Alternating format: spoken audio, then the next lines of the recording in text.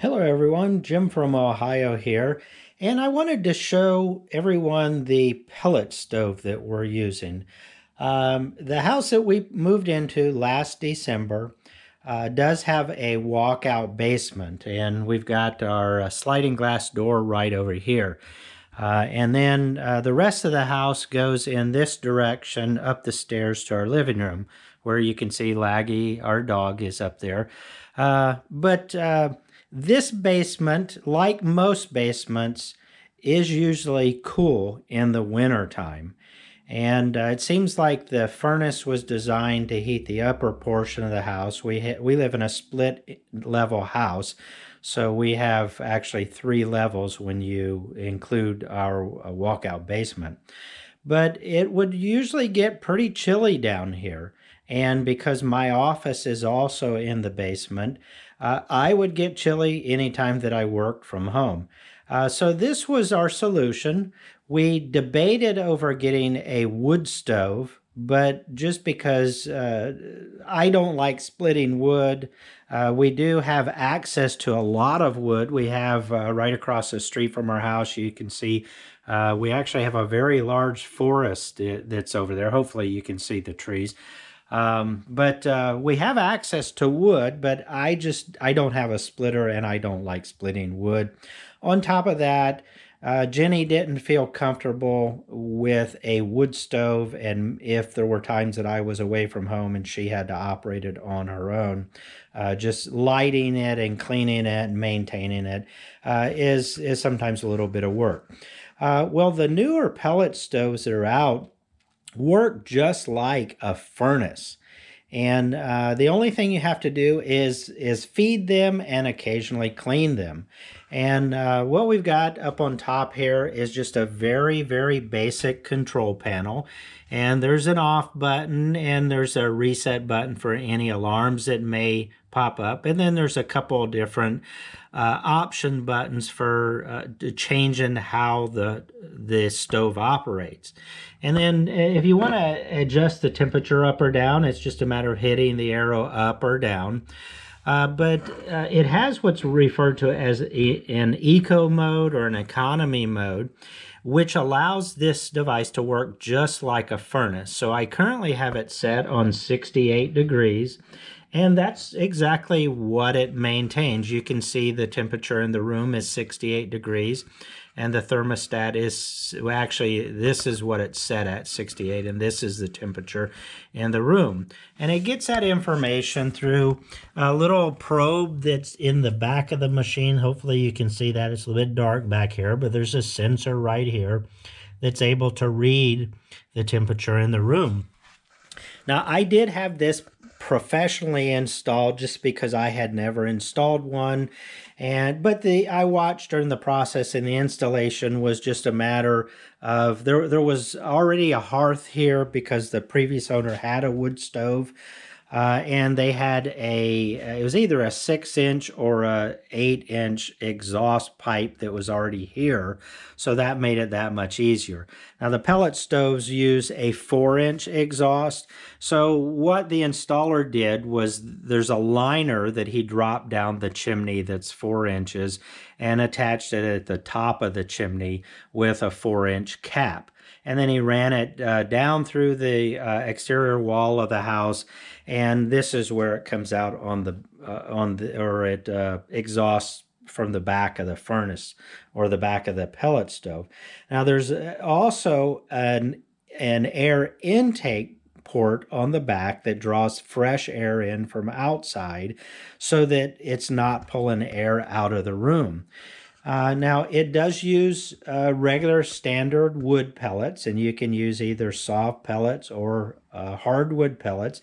And our local store has premium hardwood pellets. And you do have to pay attention to what kind of pellets you buy because some pellets have more contaminants in them and they don't burn as clean or as efficient. So once you find a good pellet source, you should stay with it, and you can buy these by the pallet, and that's what I did. And when I picked up the stove, I also picked up 3 pallets of pellets at the same time. And at that time, they were $4.44 a bag. And that's with, I think, a Menards rebate included in there. This year, they're a little bit higher. I think the last time I looked, they were about $6 a bag. And then you get the 11% rebate if you go through Menards for it.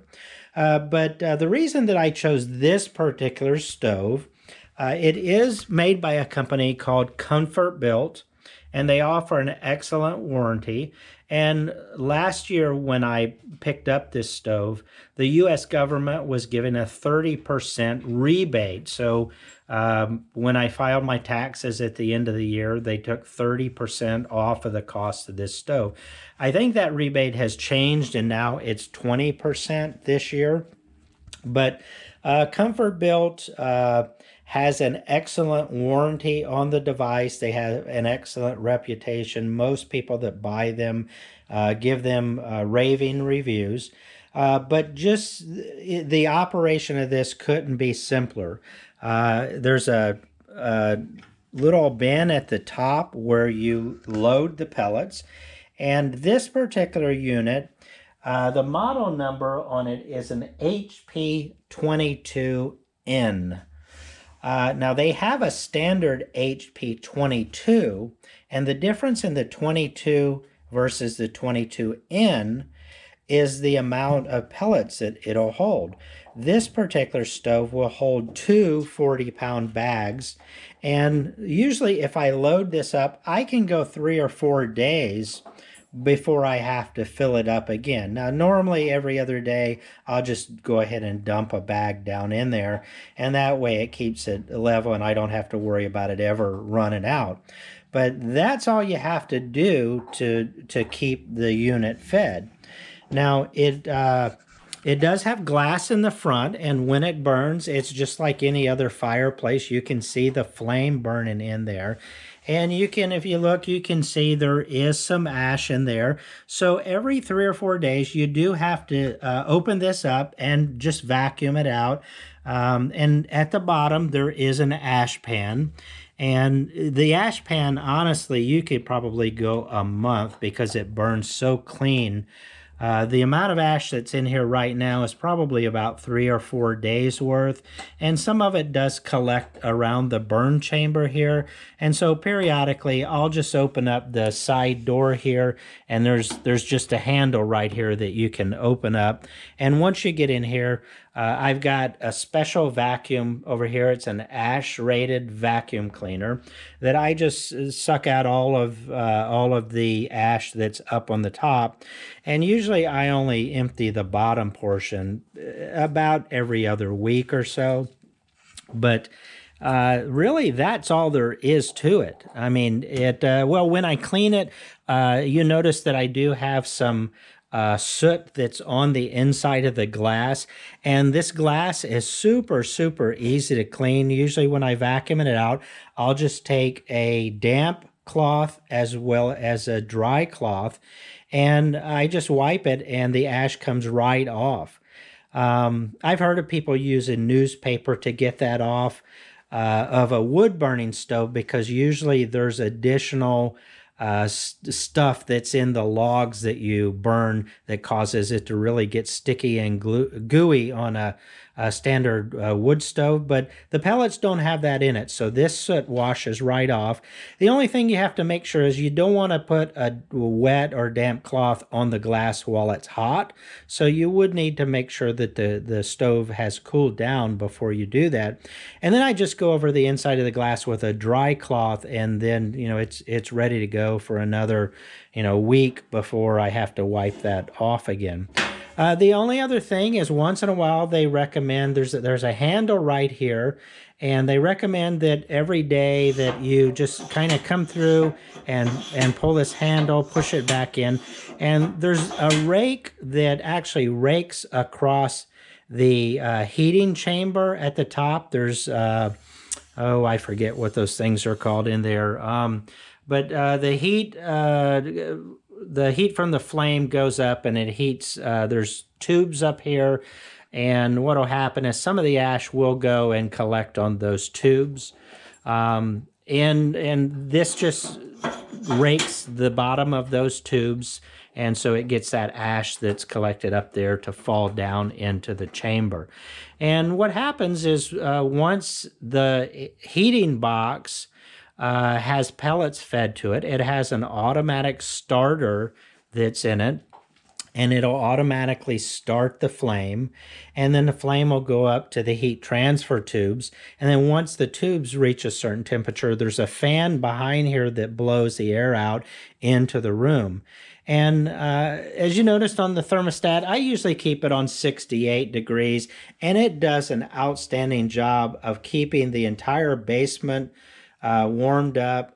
And if the rest of the house ever gets cool, what I can do is come raise the temperature here. And because of the way that our stairs are there, the blower will just blow the warm air straight across, and it'll eventually make its way upstairs. And I think that this particular unit is rated for 2,500 square feet.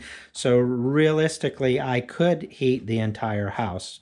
Because of the different levels we have on the house, that's not practical. So I do still use our furnace.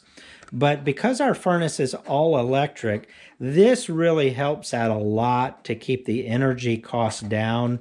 Last year, I went through, we had this installed in the end of December. I think it was the week before Christmas and New Year's was when we had it installed. And I bought 3 pallets of pellets, not knowing what the expectation was, how much I would burn.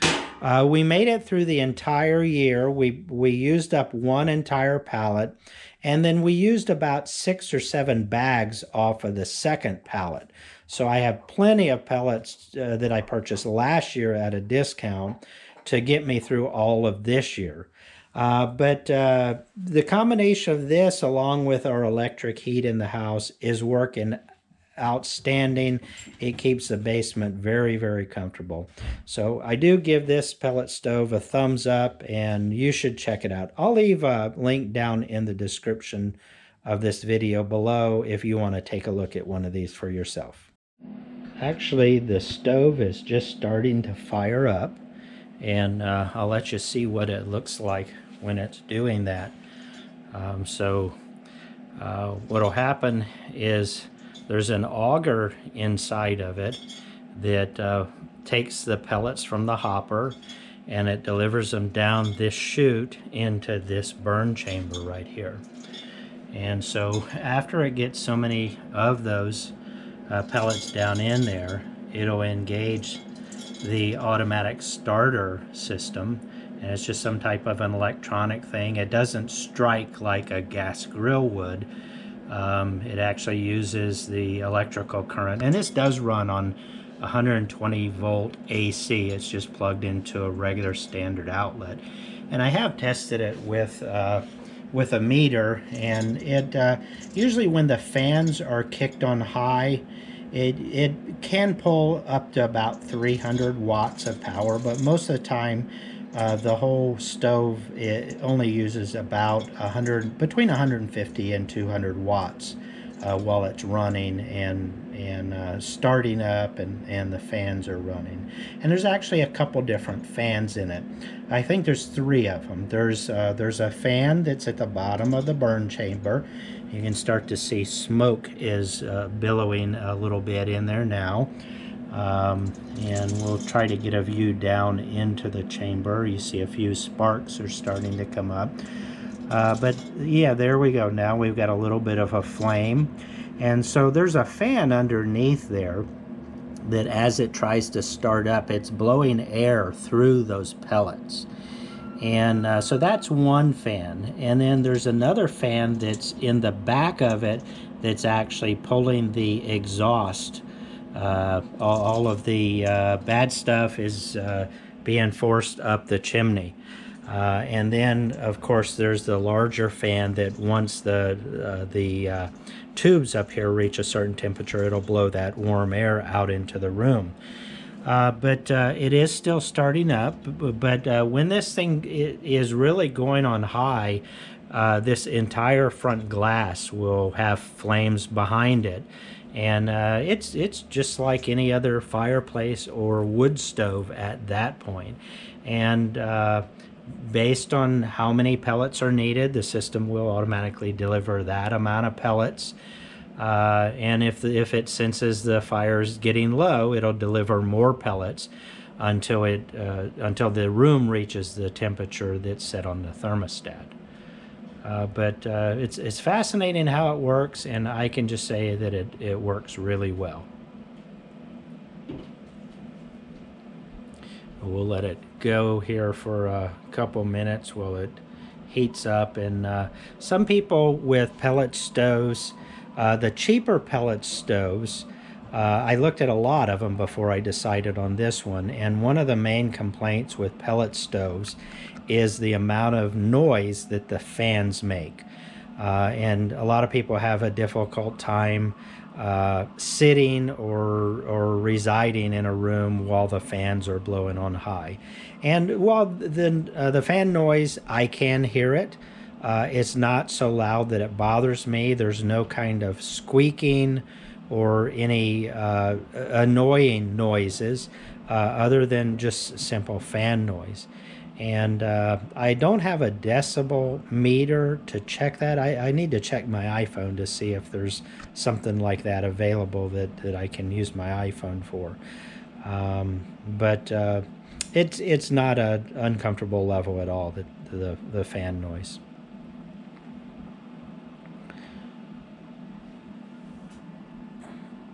And I can feel a little bit of heat, so we should have that fan kicking on any moment now.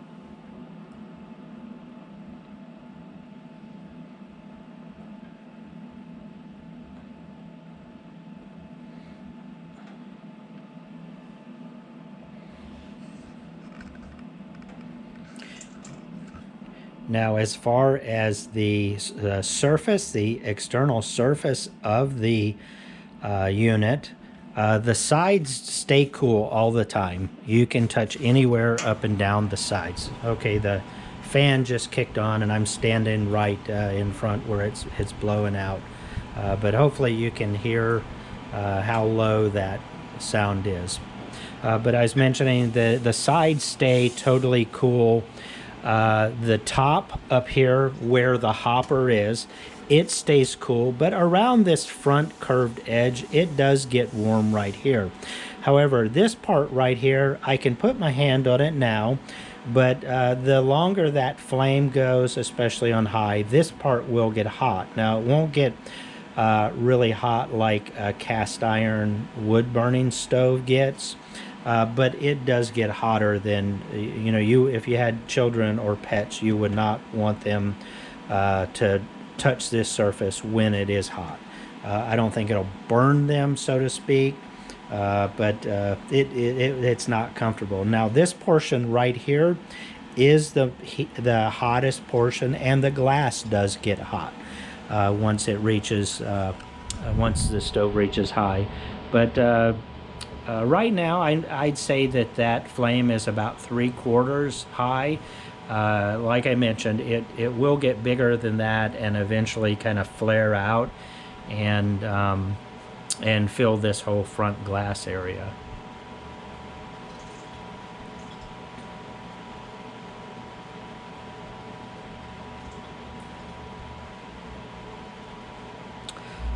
Okay, well,